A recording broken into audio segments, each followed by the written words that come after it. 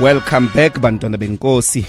We're going to turn to the L20, which is a meeting or a process alongside G20 that brings together trade union movements and related ministers of labor to try and influence the G20 presidency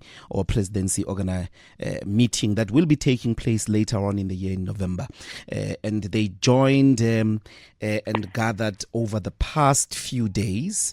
I'm joined then by from COSATU, Head of Policy, Tanya van Mielis. I'm sorry, Tanya, if I've butchered your name, but welcome to Power Talk, and thanks very much for joining us. Thanks very much for having me, and the name is absolutely fine. Thank you. And from SAFTU, the General Secretary, Datu Mavavi. Welcome to Power Talk, Datu, and thanks very much for joining us.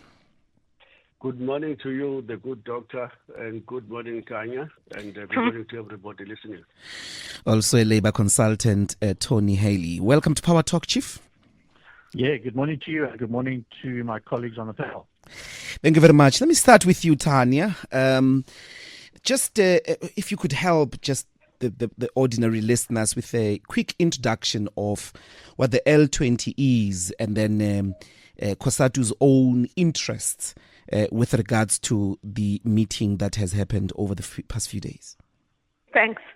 So the L20 is part of the G20, which is where 20 of the most powerful nations in the world get together and try and make policy on how they're going to move forward. Mm-hmm. The L20 is the collection of trade unions from around the world, 4 federations in South Africa and our counterparts around the world.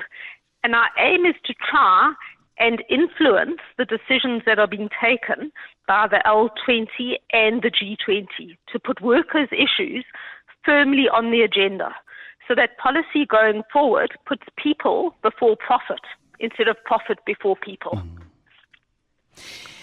And, the agenda this year, what is it? So in the L20 and the Employment Working Group specifically, we've been looking at the place of women in the workplace, how much women are employed or not. When they are employed, what they're earning, what are they earning differently to what men are earning. We're looking at the crisis around youth unemployment. We're looking at the declining labor income share. So while companies are making more money, workers are making less money. Mm-hmm. Labor obviously has an interest in all these things. We're promoting that there must be decent work. Trade unions must be recognized. Trade unions must be able to be engaged in collective bargaining. And workers must bear the fruits of their labor. Workers must get more money and not work in the informal economy where they are paid starvation wages. Mm. But labor's interest is much wider than that because the broad global policy affects us deeply. So if we look at the current debt crisis, especially countries from the global south face, we're saying end debt at this point. We can't be shackled to pay debt that in fact is only going to benefit capitalists and those who are already making a lot of money. We're looking at what's happening with trade and the unfair trade rules. We're looking, for example, also at what's happening to multilateralism and the crisis around multilateralism, as well as the move towards greater geopolitical tensions and the current wars. Those are just a few of the other things that are affecting workers.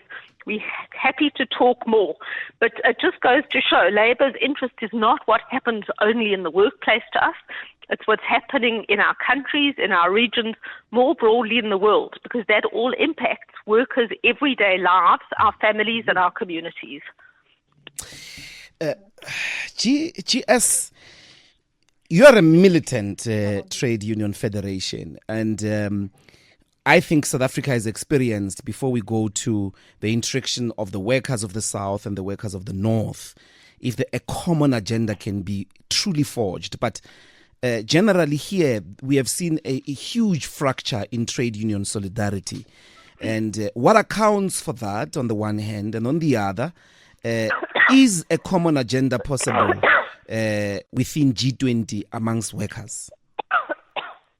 Thank you very much, Doctor. And Let me just say that Tanya's introduction explaining what is the Labor 20 and how does the union fit into that agenda to try and influence it to the direction of a more friendly economic and financial policy is something that is wholly shared between us. This is our agenda, and this is what we were trying to do over the past 2 days. So yesterday, we were given an opportunity as workers to outline the key concerns we have about what's happening to trade, what's happening to inequalities within the nations, between the nations, particularly between the North and the South nations, and what is the current threats to the world stability, the geopolitical crisis we find ourselves in,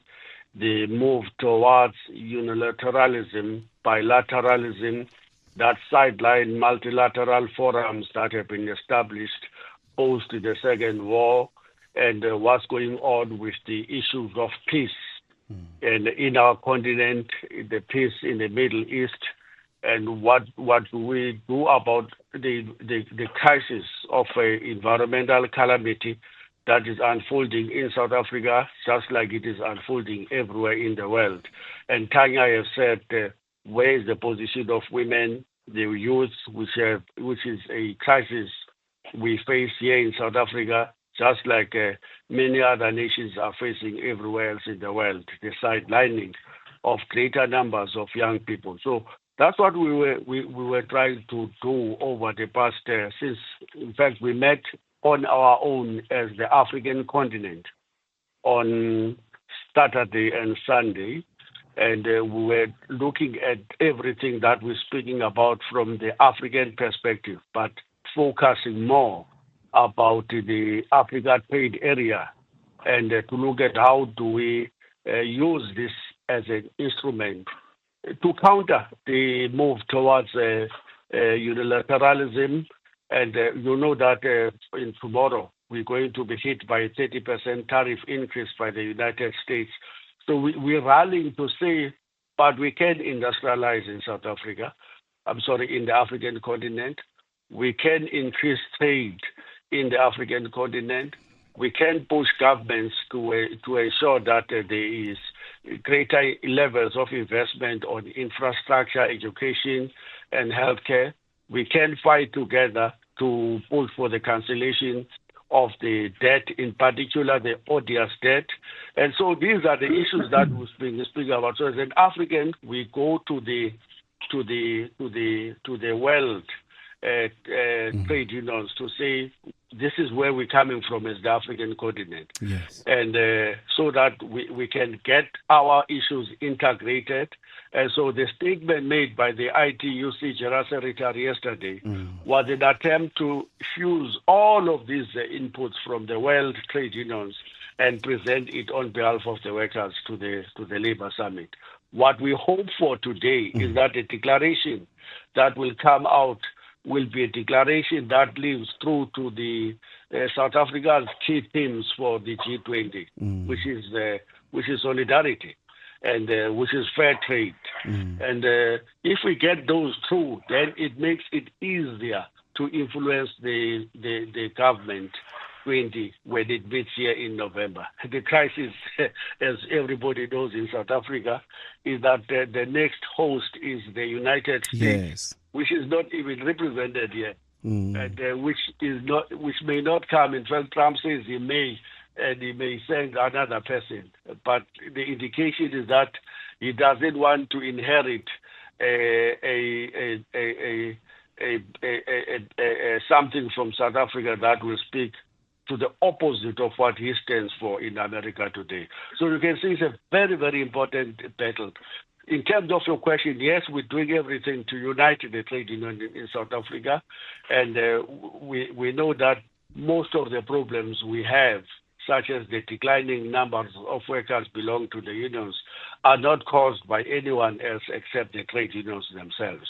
So we must work on those weaknesses, work on the crisis of fragmentation in South Africa, in the African continent, and everywhere else in the world. And okay, Mr. Hali, I don't know if you are able to calculate for us the union strength. How many workers do the G20 represent in the world, and the ones that are organized vis-a-vis the ones that are not organized? Yes, good morning. Look, I don't have that particular number offhand, but I mean, I can give you sort of rough percentages of what levels of unionization exist. I mean, if you take South Africa, and depending on who you ask, that number varies. But let's say it's 25%. That correlates with most of the G20 countries in general. 20% of the workforce within the country is organized labor. Look, it varies. Depends who you ask. I mean, you'll get different numbers from different federations and unions. But if we work on 25%, if it's that high, then it correlates with, for example, most of Europe.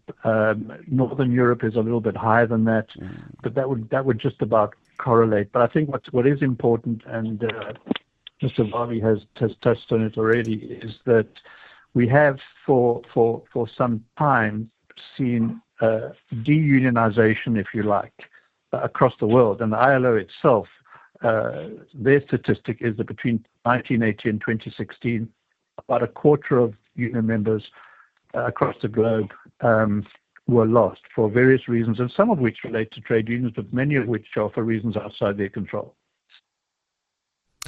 So what does it mean, this difficulty of unionization is because of a sort of precarious labor contract where majority of the workers in the economy are so precarious that it's difficult for them to be unionized? Yeah, there are a whole host of reasons. I think that's one important one. I think my union colleagues would agree with you that the move over time to atypical employment relationships has not helped union membership. Deindustrialization has not helped. Increases in the service industry has not helped. COVID has not helped. And yes, I think, Mr. Vavi mentioned, I think that perhaps the unions themselves could look inwards at what they could do better to stem the losses and increase membership. But there are multiple of reasons why union membership is in decline pretty much across the world, except for, at least according to the ILO, North Africa. Tanya, the key industries that are facing huge losses, as it were, of jobs in light of the trade union wars or the trade union assault that Donald Trump has launched across the world. Certainly in South Africa, those tariffs are going to apply from tomorrow, 30% tariff, unless government has some magic that takes us out of it. And, the steel industry automotive industry rather, is what keeps recurring.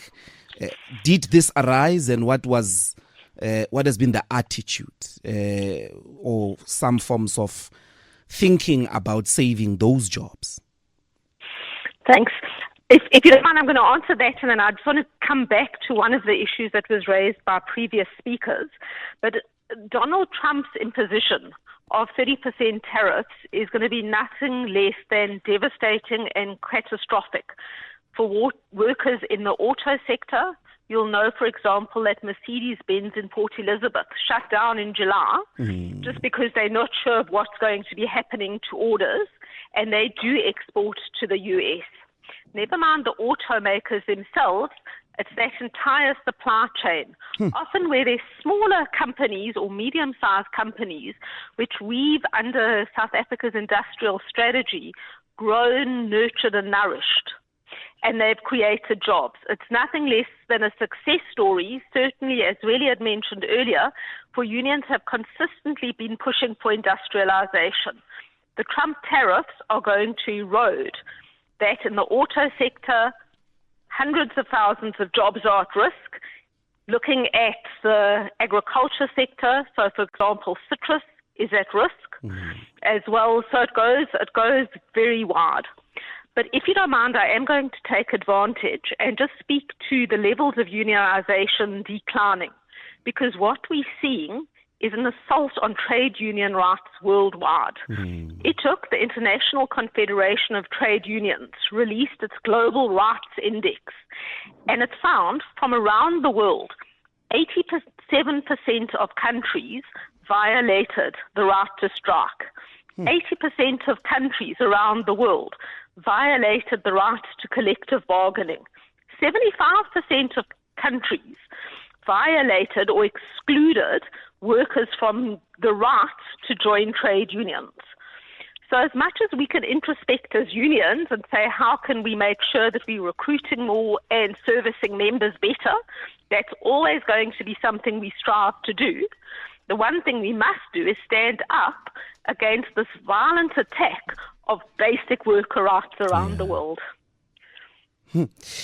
And I don't know, GS, if you want to react to that, but also if you could reflect on the future of work in light of digital technologies, the digitizing economy, specifically the challenges brought by artificial intelligence. Well, Tanya is so spot on highlighting the crisis of the violation of worker rights all over, based on the ITUC report, but also based on the ILO, which is monitoring these developments. And the Director General of the ILO was addressing yesterday, and again highlighting the need to ensure that trade relationships are underpinned by human rights, by worker rights, such that we do not help to worsen the current inequalities that exist within and between the countries. Now, Tanya again articulated so well the issue of what is going to be the impact of the trade tariffs that Donald Trump is going to be imposing on South Africa and other parts of the world. 30% here, 50% against the Brazil, and so forth and so forth. We're going to be facing the worst catastrophe. And you can't imagine what this will mean to the motor industry and all of the chain that is linked to it. You can't imagine what it's going to mean to the agricultural sector and the citrus, the nuts, the grape that we export to the USA. And suddenly we're going to be facing these price hikes, and tens of thousands of jobs are going to be lost.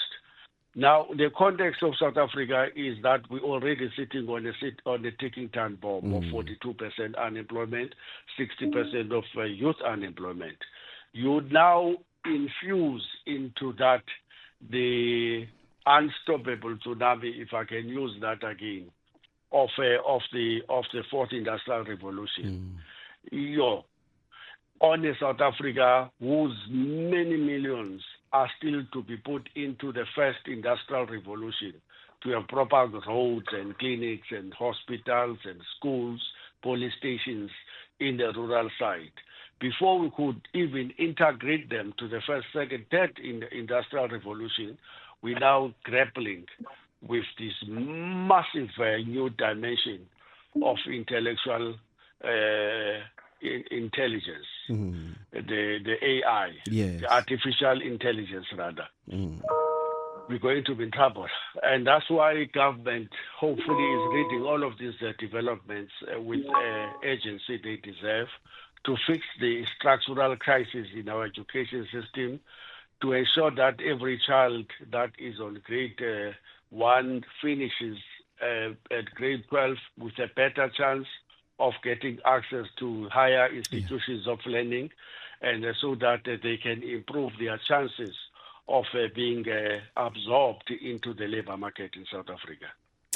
Mr. Haile, your thoughts on this question of artificial intelligence, but also if you could maybe contribute to the discussion then within these G20 countries about the erosion, as it were, of workers' rights with the North and and it looks to me quite obvious that the pursuit and the race between these countries in the north on artificial intelligence also is going towards that direction of complete obliteration of some of the jobs and means of subsistence for workers.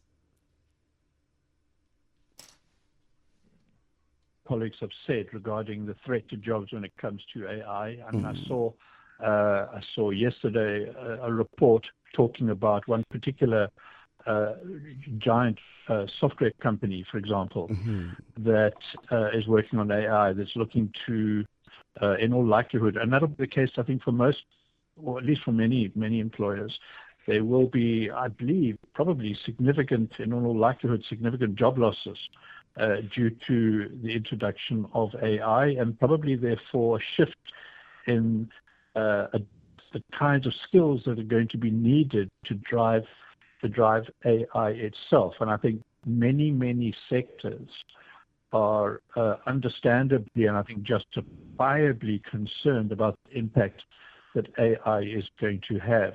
And when it comes to union membership, it's just going to present, I think, federations and unions with an additional headache when it comes to organizing members, sustaining union membership, because if you look back at the mining sector and my colleagues will remember this, on the 80s and the 90s, it was a significant employer, and it's not the case today. And I think that the introduction of AI has the potential to have a significant and similar impact on jobs around the world. And maybe, Tanya, just to conclude for us, the discussions, are they considering the implications on another sector which regards climate change and green energy production? South Africa with its coal dependency, is there a conversation about that and its threat on the immediate livelihoods of workers and their jobs? Yeah. So there is a special grouping within the G20 that is looking at climate change. Within that, Labour is actively saying that workers need to be at the center of any discussions around a just transition. A transition cannot be just if those who are being affected are not in the discussions. We can't have policy made for us, affecting us when we're not there. But what we've also said in terms of the just transition is that we need resources and time to be able to adjust. The global north has been the primary polluter, and yet we in the global south bear the brunt. Not only do we have the most devastating impacts of climate change, when there's a flood, for example, as we've seen in South Africa, workers or people living in poverty lose everything, and they battle to even just get back onto their feet again before they're hit by another flood. So part of what we're calling for as workers is that there must be money and resources coming to the global south, coming to South Africa, both to help our industries adapt, start getting less energy intensive technology up or cleaner energy, but also to make sure that workers aren't displaced as we're moving forward. One of the key things in it, though, is to still say government must be at the forefront. We know that people's health is impacted by climate change. Government should be hiring more nurses and more doctors if we're going to be adapting to climate change.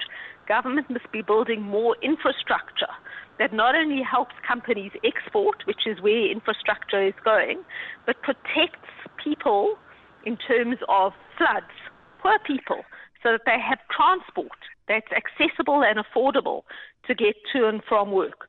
So we can point to the global north, but we also need to point to our own government to stop this fetishization on austerity and to put money into social and economic infrastructure so that we as workers are able to not be devastated and we are able to take advantage of any new opportunities that may arise. Tony Hailey, Tanya Van Mielis, and Zulinzi Mavavi. Thanks to all of you for joining us here on Power Talk and taking us through the summit on Labour 20 related to G20. Ngiyabonga kakhulu. Thank you. Thank you. Thank you. It's time for the headlines, Bantwana Benkosi. When we come back, we're going to look at that MKP court challenge with regards to the appointments by Ramaphosa of acting minister and putting Senzo Mchunu on suspension with full benefits, which was a constitutional court challenge.